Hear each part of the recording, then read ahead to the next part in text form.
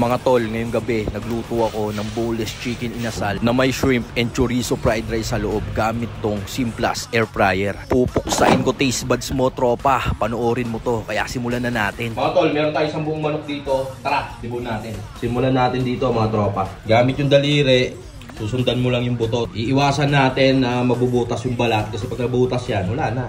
Tapos, baliin mo ng ganyan. Ito na yung buto niya sa harap, tropa. Baliin na natin. Backbone naman ang dadalihin natin ngayon.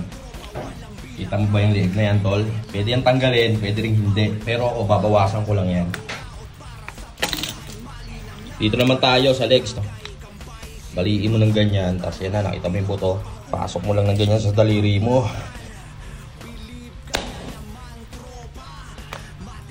Okay na yung isang legs natin. Dito naman tayo. Ganun lang ulit, bale. Dalihin mo ng ganyan. Napakasimple lang magdebo ng manok, tol. Natutunan ko sa test na to.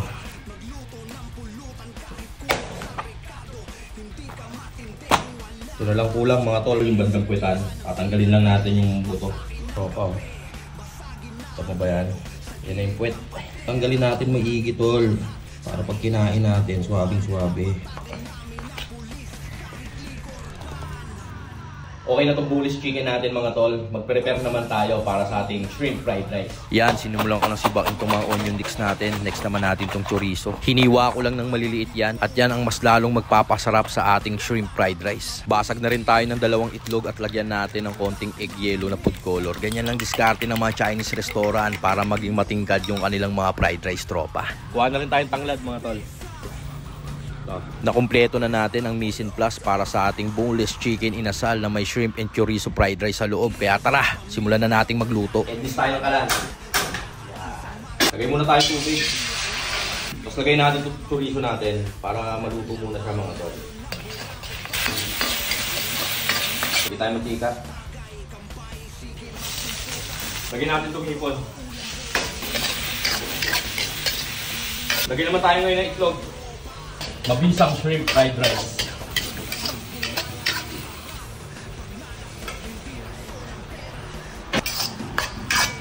Saka natin lagay itong chorizo na niluto natin kanina.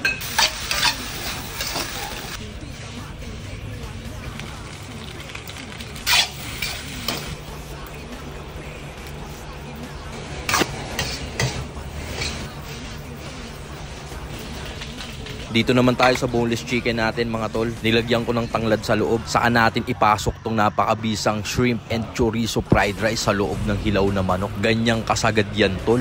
Lagay pa tayo tanglad sa loob mga tol para kontralansa. Tas yan, salpakan pa natin ang sinangag tong ating boneless chicken. Gusto ko talaga bochog na bochog tong ating boneless manok eh. Tas yan, saka natin tahiin gamit tong aking kitchen twine. Tinahi ko lang na maayos yan para hindi makawala yung mga pampasabog na nilagay ko sa loob ng manok natin. Mga tol, ito na yung ating boneless chicken na may shrimp fried rice sa loob. Malinis ang balat, walang sira. Timplahan na natin ngayon. Kunin na natin to.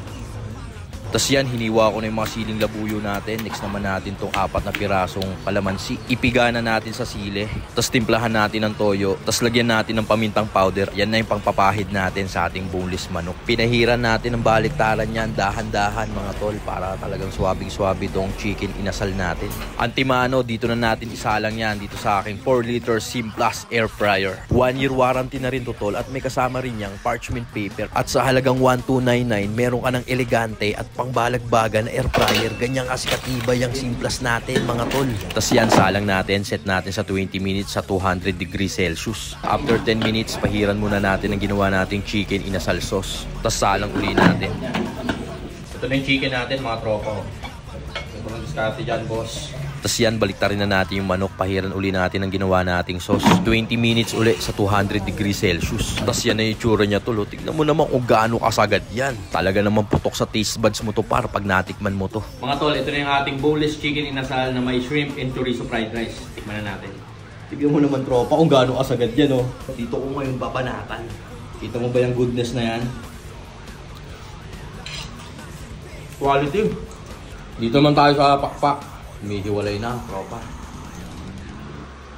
Mga tol, oh. Quality.